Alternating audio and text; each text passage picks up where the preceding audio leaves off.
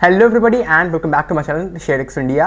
आप में से जो लोग यहाँ पर पुराने हैं उन लोगों को ये बात पता होगी कि मैं एक कंज्यूमर कोर्ट में केस फाइल करना यहाँ पर जा रहा हूँ एंड सिमिलरली कुछ वैसा ही मैंने यहाँ पर कर भी दिया है। जो लोग पुराने हैं उन लोग को पता होगा कि मैंने केस यहाँ पर क्यों फाइल किया है और कैसे हेल्थ इंश्योरेंस कंपनी इतना प्रीमियम चार्ज करने के बाद भी जो क्लेम उन लोगों को पे करना चाहिए उसको भी नहीं पे करते हैं। तो भला हम लोग यहाँ पर क्या करें। वैसे तो 99% लोग जो इंडिया में रहते हैं वो कोई भी कंज्यूमर कोर्ट में केस फाइल करना नहीं चाहता है।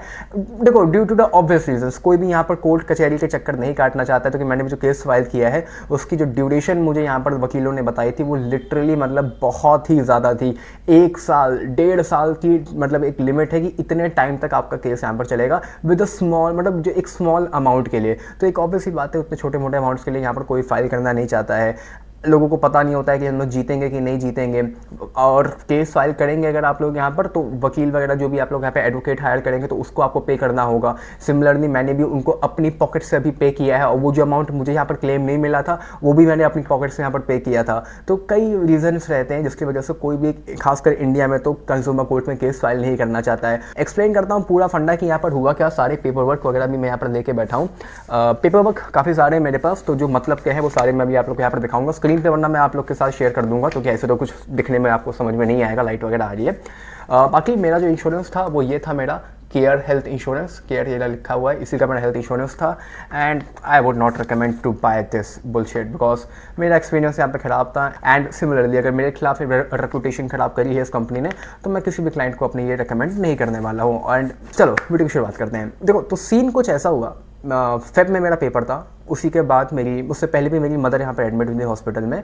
उनको थोड़े से यहाँ पर इशू कुछ हो गया था, नॉर्मल था तो एडमिट हुई थी, ऑपरेशन वगैरह हुआ था तो क्लेम वहाँ पर मिल गया था, छोटा मोटा क्लेम था। आई थिंक 70-80 हज़ार रुपये के आसपास का क्लेम था जब मेरी मदर यहाँ पर जनवरी में एडमिट हुई थी। एवरीथिंग ओके, सब कुछ सॉर्टेड था। फेब में मेरा पेपर था, मेरा पेपर हो गया 19 फेब को। उसके बाद एक ऑपरेशन ड्यू था जो कि मेरे पेपर की वजह से हम लोगों ने नहीं करवाया था कि एक बार मेरा पेपर हो जाए उसके बाद हम लोग वो ऑपरेशन यहाँ पर करवाएंगे। तो 19 फेब को मेरा ऑपरेशन हो गया था। उसके बाद 24 फेब को मेरी मदर थी वो हॉस्पिटल में एडमिट हो गई थी। अब क्योंकि हम लोग को पता था कि ऑपरेशन करवाना है एंड तो जब हॉस्पिटल में आप लोगों को पता होता है कि आप लोग एक ऑपरेशन करवाने जा रहे हो या कुछ भी करवाने जा रहे हो, एडमिट होने जा रहे हो जो, और अगर आपके पास यहाँ पर इंश्योरेंस होता है तो एक प्री अप्रूवल आपको लेना होता है इंश्योरेंस कंपनी से। बेसिकली प्री अप्रूवल जिनको नहीं पता उनको बता देता हूँ मैं क्या होता है।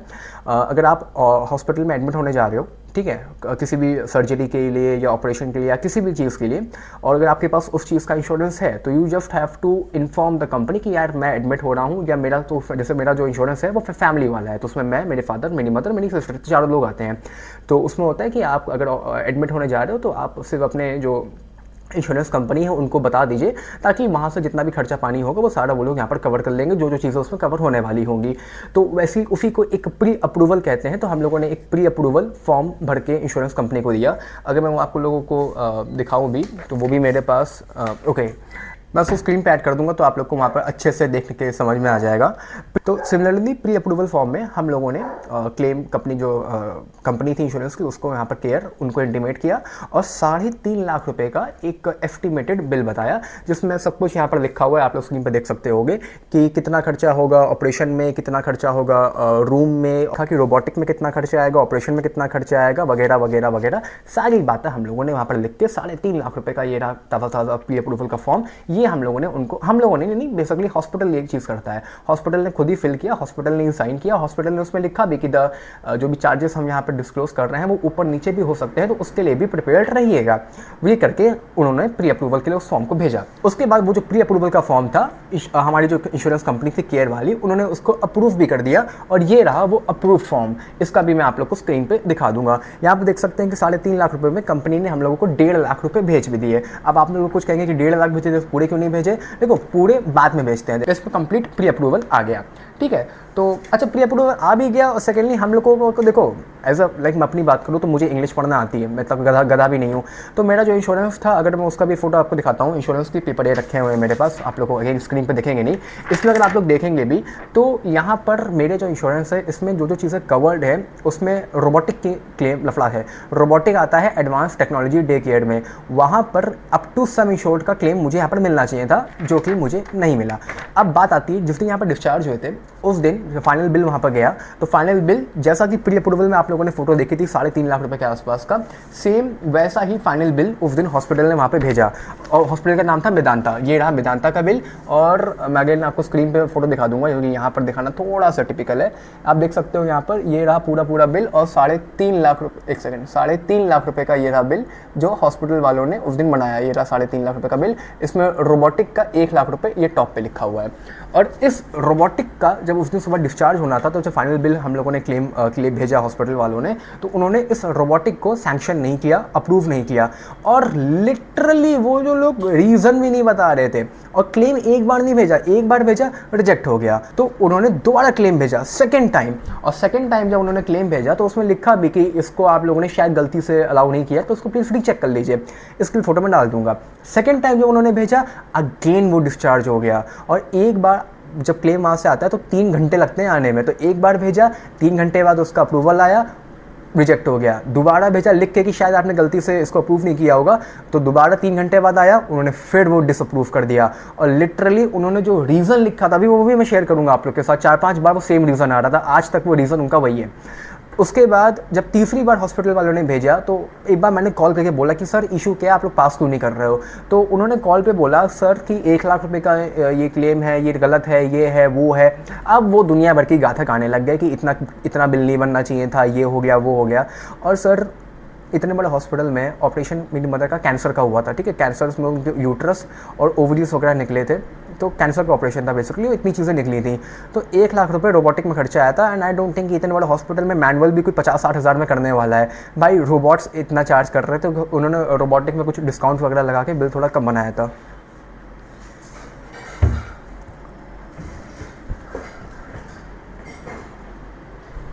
आई डोंट थिंक कि 1 लाख रुपए में कोई मैनुअल भी इतना बड़े हॉस्पिटल में कोई अच्छा डॉक्टर करने वाला है। 1 लाख रुपए ऑपरेशन में कुछ भी नहीं होता है। और ये मैं रोबोटिक फीस की बात कर रहा हूँ, ऑपरेशन जो डॉक्टर फीस थी उसकी बात कर रहा हूँ खाली। इसके अलावा ओटी चार्जेस वगैरह तो सब में पड़ने ही पड़ने थे, तो वो सारे खर्चे अलग थे, वो भी क्लेम में थे। लिटरली उन्होंने जो रीज़न वहाँ पर इतना बुलशिट रीज़न दिया था, कस्टमरी एंड रीजनेबल चार्जेस, मतलब मेरे को लगता था कि मेरी इंग्लिश अच्छी है, कम से कम मुझे मतलब तो समझ में आता है कि इंग्लिश में अगर कोई कुछ बोल रहा है तो वो क्या बोल रहा है मेरे को समझ में तो आ जाता है। और उन्होंने उस 1 लाख रुपए के रोबोटिक के बिल में से खाली 35,000 रुपये सैंक्शन करे। 35,000 रुपये। आप ये बताओ सर, मेरा सीधा सवाल है, कोई भी वीडियो देख रहा है मेरी, 35,000 रुपये में कौन से बड़े हॉस्पिटल में डॉक्टर 35,000 रुपये लेगा ऑपरेशन करने के? मैनुअल बताओ। रोबोटिक तो महंगा होता है, ये तो मुझे पता है, रोबोटिक तो मैनुअल से महंगा होता है।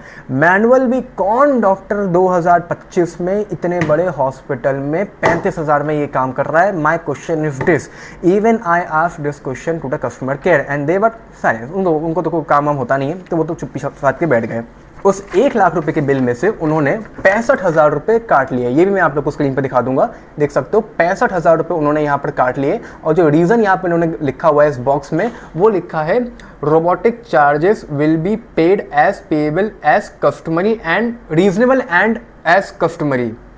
मतलब मुझे भी समझ में नहीं आ रहा है, इन्होंने रैंडम 2-4 शब्द उठा के जोड़ दिए हैं। मैं फिर से पढ़ रहा हूँ, robotic charges will be payable as reasonable as customary. I don't know what the fuck this means. इसका क्या मतलब है? I have no fucking clue. मैंने लिटरली ये सब गूगल पे सर्च किया बैठ के कि इसका मतलब क्या है।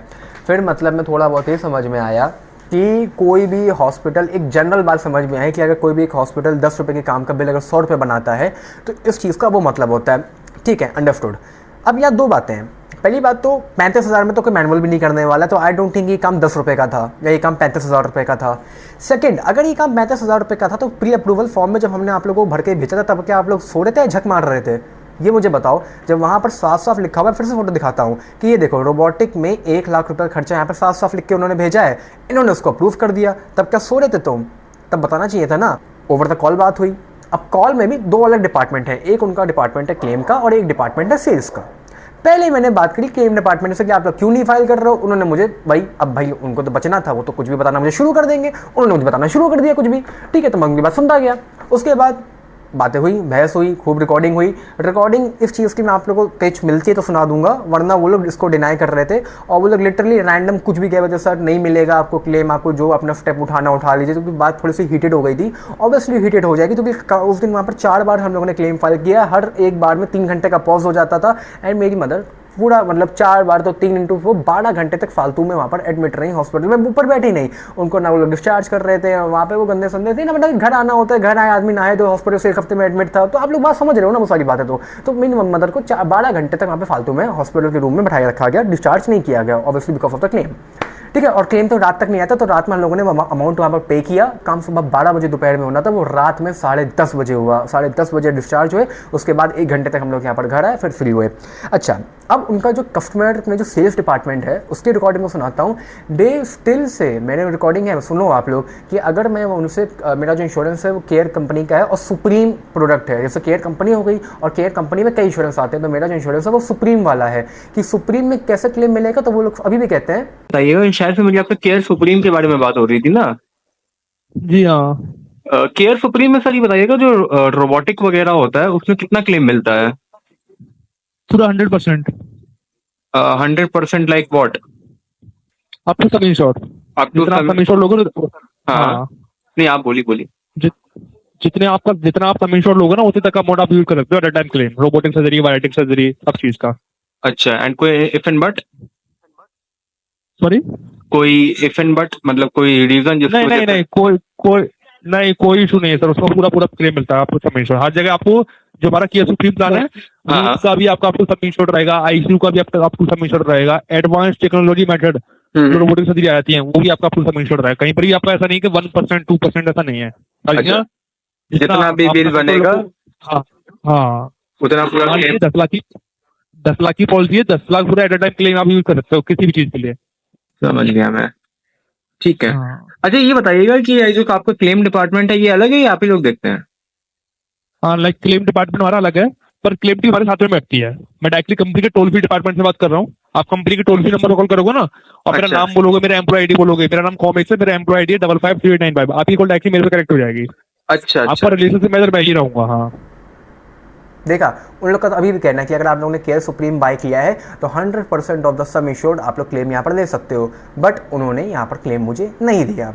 तो यही था, उन्होंने क्लेम तो नहीं दिया। इसके बाद काफ़ी सारे डिस्कशंस हुए और फिर मैंने यहाँ पर फाइनली कंज्यूमर कोर्ट में अब केस फाइल कर दिया है, एक एडवोकेट हायर करके। अच्छा, इनका जो ब्रोशर है इस पर्टिकुलर इस सुप्रीम प्रोडक्ट का, प्रोडक्ट मेरा सुप्रीम है, मैं बार बार रिपीट कर रहा हूँ, उसके भी मैंने उसको रीड किया। उसके पेज नंबर 9 पे साफ साफ लिखा हुआ है कि the company will indemnify the insured person up to the sum insured. ये आता है एडवांस टेक्नोलॉजी में। और पॉइंट नंबर जी में अगर आप लोग यहाँ पर देखेंगे तो रोबोटिक उसके अंदर से लिखा हुआ है साफ साफ, up to the sum insured. Sum insured मेरा 15 लाख रुपए के आसपास का था लास्ट ईयर का।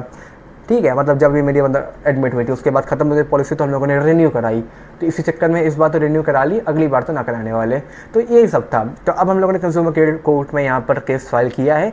कंप्लीट प्रोसीजर और धीमे धीमे क्या होता है सारी बातें मैं आप लोग को बताता रहूँगा अपने वीडियो में, तो अपडेटेड रहना और देखते हैं क्या होता है क्या नहीं होता है। बाकी thanks for watching this video, bye bye, take care, love you all, see you soon.